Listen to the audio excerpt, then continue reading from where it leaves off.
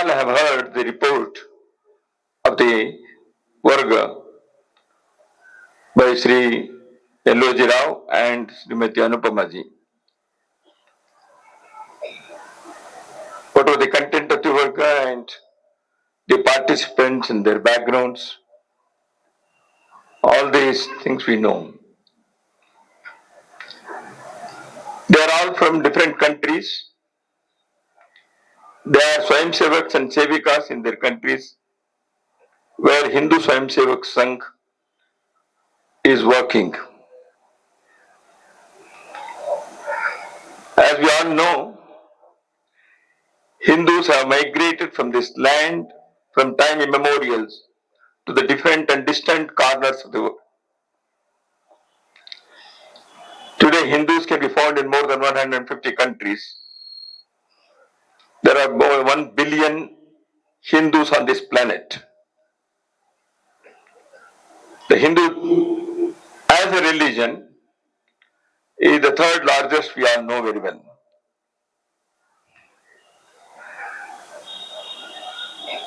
It is said that sun never sets in Hindu diaspora.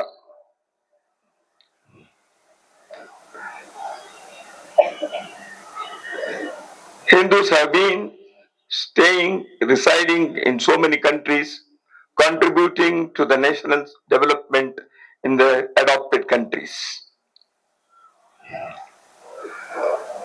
The Hindu Swayamsevak Sangh, the Hindu organization in so many countries, more than 55 countries at present.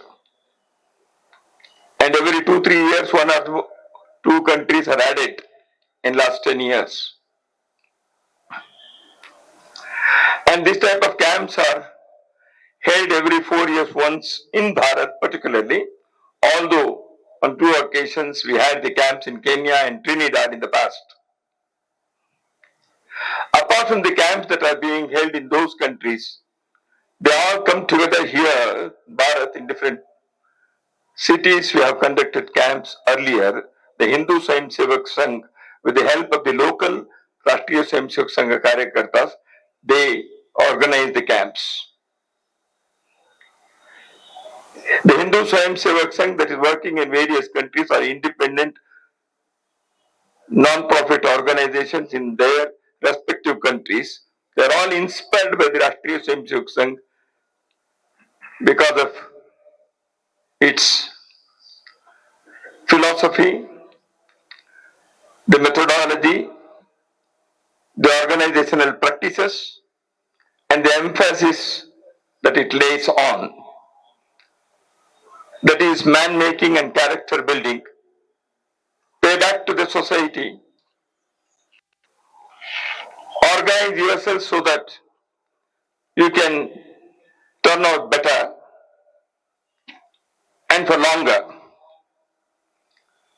And also you can protect yourself from any onslaughts.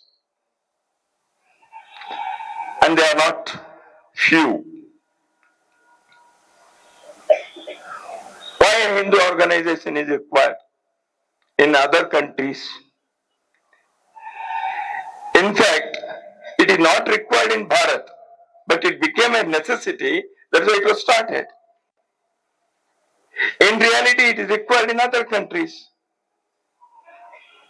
It is not because to practice some religious rituals. It is to transmit the great cultural values and civilizational wisdom of Hindus to the next generation in their countries where they are now living. The Hindu organization is required to see the great cultural values that can be practiced by anybody in the humankind. Hindu organization is required to play an important role in establishing world peace and achieving coexistence. Hindu organization is required to make further contributions for the welfare of the mankind. Hindu organization is required to give this approach to nature about which just our chief guest was talking of.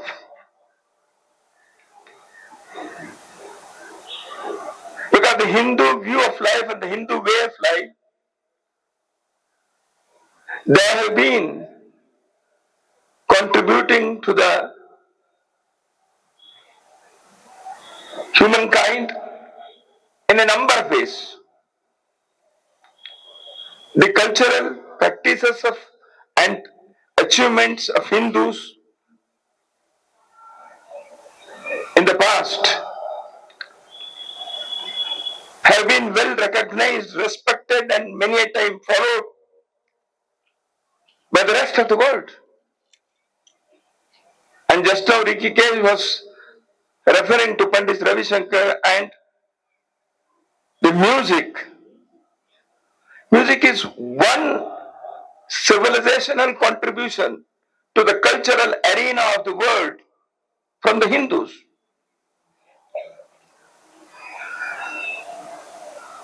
So there is a need for the Hindus to get organized. There is also a need. What's happening in Bangladesh today? Before 1947, what was Bangladesh? And 100 years before that, the Hindus reduced and the part was cut off from the mainland. And when Hindus become minority, they are attacked. Their homes, the temples, their families, they have to live in perpetual fear.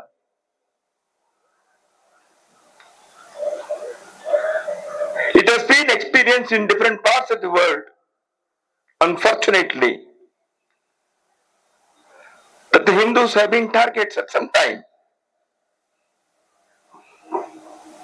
In most of the cases, other than these unfortunate incidents, the people belonging to other races, civilizations, and cultural backgrounds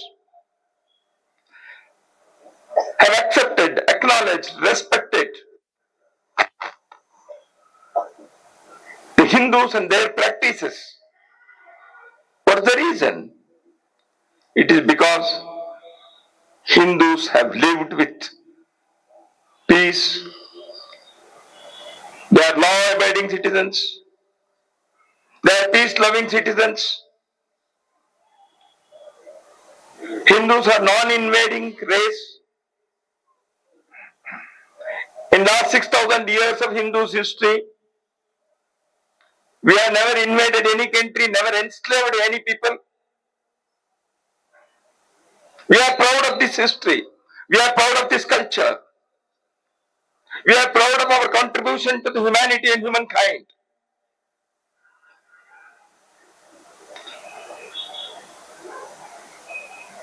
Is it a sin to be proud of one's own past? Is it not necessary to follow those good practices even today for the welfare of humanity and also to protect our nature, the environment, our planet? Hindus are non-converting people. Hindus have gone to different corners of the world. There are only two countries who claim themselves as non-Indic Hindu. The Hindus are there. One is Bali and another is Vietnam. And one more is Nepal, of course.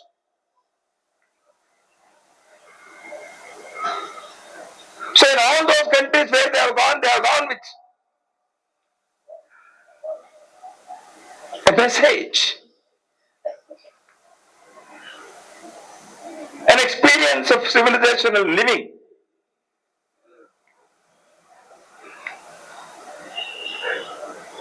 People from this country moved as indentured laborers to different corners of the world during the colonial period. They carried one copy of Ramcharitmanas, and a handful of earth from their surroundings in their villages. And they lived there. They contributed to the nation's reconstruction, the national development. You will not find Hindus in good number in any jails of any country.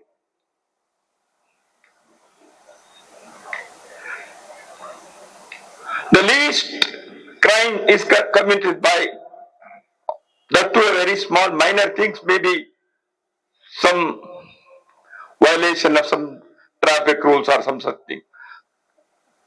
By and large, you don't find Hindus in many countries in jails and prisons. They are not becoming a headache.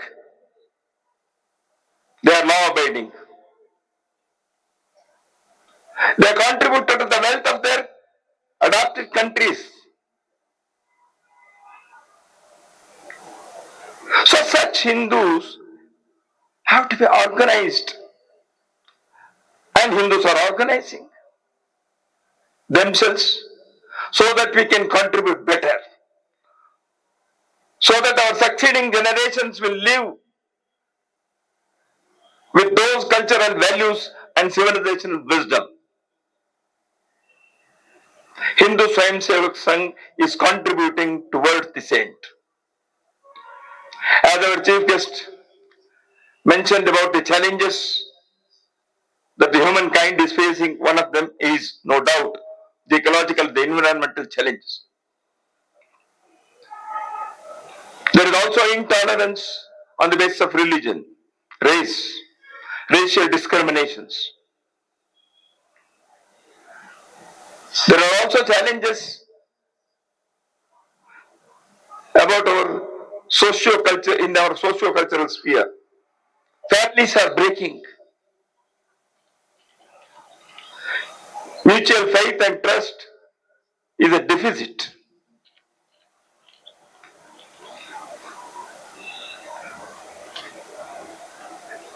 These challenges can be faced effectively by adopting the values, the universal values, the human values that have been preached and practiced by our forefathers, who are great rishis and sages. Their approach to nature, their family practices, their approach to a different religion, their outlook towards another ritual, their acceptance and respecting of the practices of others. Why Hindus have lived like this? It is because they feel, experience, they preach, they understand that the whole world is one family. Udara Charitanam tu Vasudhaiva Kutumbakam, Akila Vishwam Eka Needam. This has been ingrained in the minds of Hindus from generations.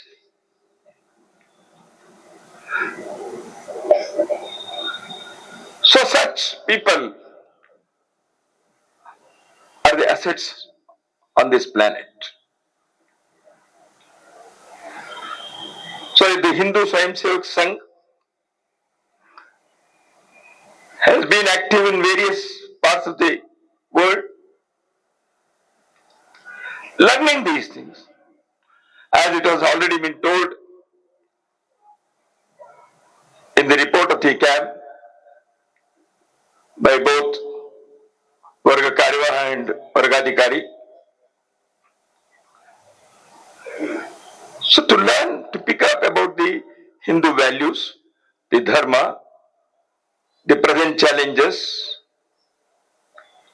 Today only we had a session by the Sarvadhikari on the sustainable development and environmental things. In addition to that, we had chief guest mentioning about it and his own practice in his life. Ricky KG has mentioned, he has seen the model in his own father, who he respectfully mentions as a Swayamsevak Sangh. Incidentally, there are Karyakartas here from Myanmar also. The challenges that the humanity faces has to be addressed not by Hindus alone. We have to create an atmosphere where the people from different backgrounds, they identify these challenges as the challenges before humanity and find answers, and there we can play a role. We can contribute to that.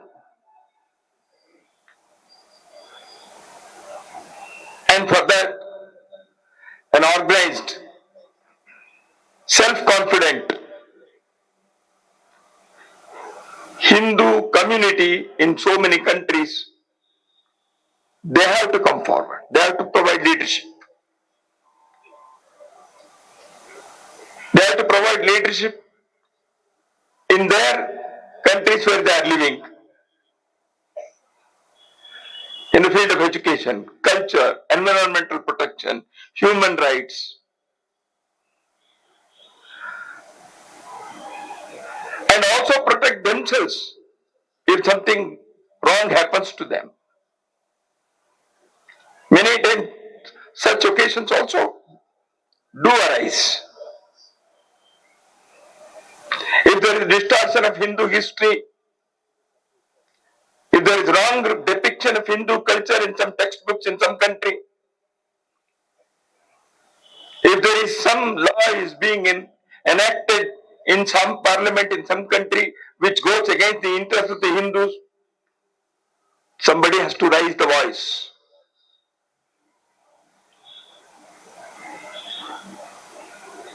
So an organized Hindu society should also raise the voice.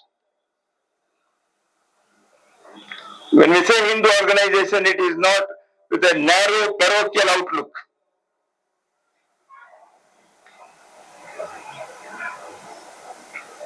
If Hindus live as an organized society, they are the guarantee for the welfare of the humanity.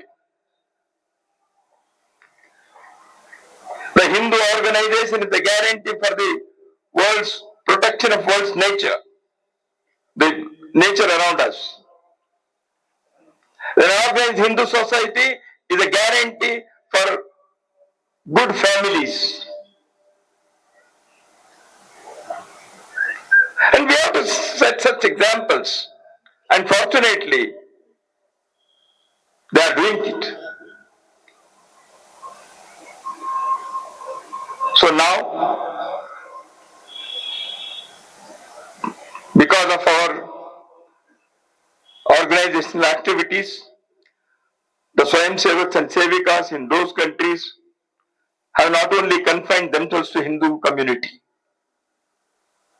The seva activities that are run by the Swayamsevaks and Hindu Swayamsevak Sangh in many countries have extended the seva activities to the local people who may not be Hindus. Number of seva activities are being conducted. I do not want to take a list of that. And also provide better leadership. One Guru Vandana program in United States has created vibes. The student respecting his teacher, touching his or her feet and showing respect because you are my Guru. A simple, ordinary act considering in Bharat, people may think because it's everyday thing. But when this was performed by Hindu Swayamsevaks and Karyakartas in America, the local American teachers, men and women, they were in tears. So, our good practices can bring people together. World is one family is not just a slogan. We have to see that these things are realized by our practices or by behavior, by through various activities to reach out to people in multiple ways. So that's why I said Hindu Swayamsevaks and Karyakartas have extended the seva activities to the local people, organizing them. There are dharma followers who appreciate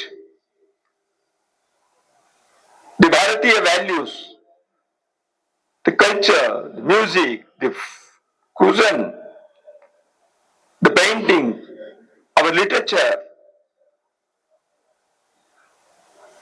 So, people of those who are also trying to see that the humanity lives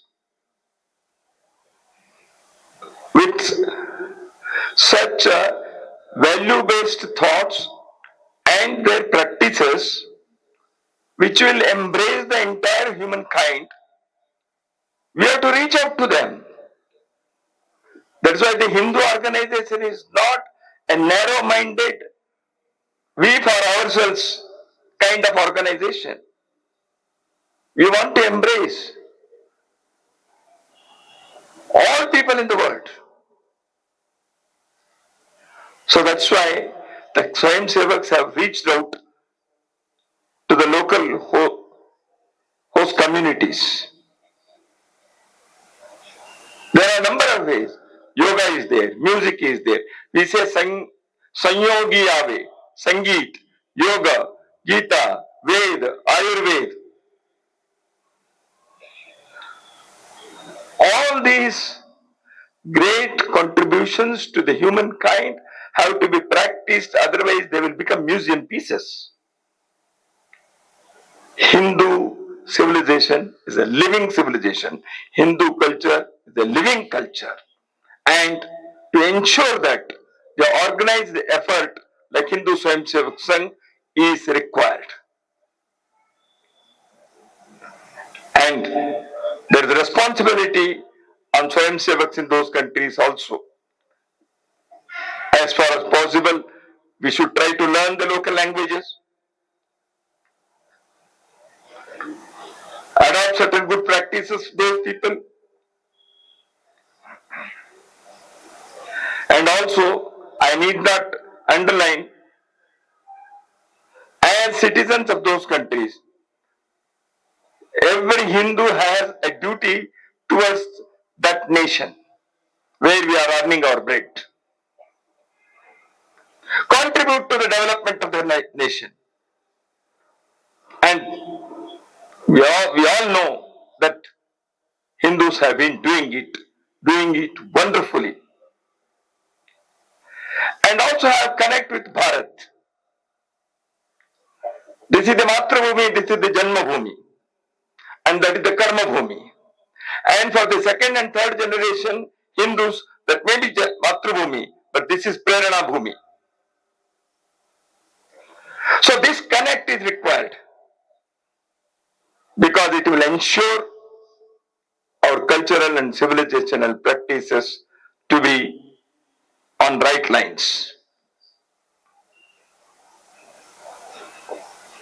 So we all have spent some 15 days here, and the people have extended their wonderful cooperation. This camp, like the previous ones, has become a successful, memorable camp, I believe.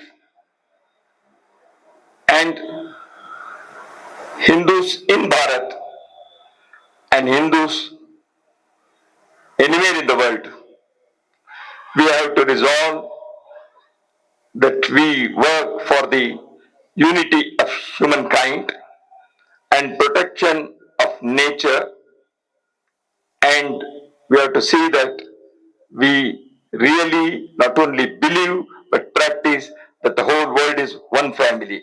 And this all can be succinctly, it can be put in one word, that is, as the prayer of Hindu Swayamsevak Sangh says, Vishwa Dharma Prakashena Vishwa Shanti Pravartake.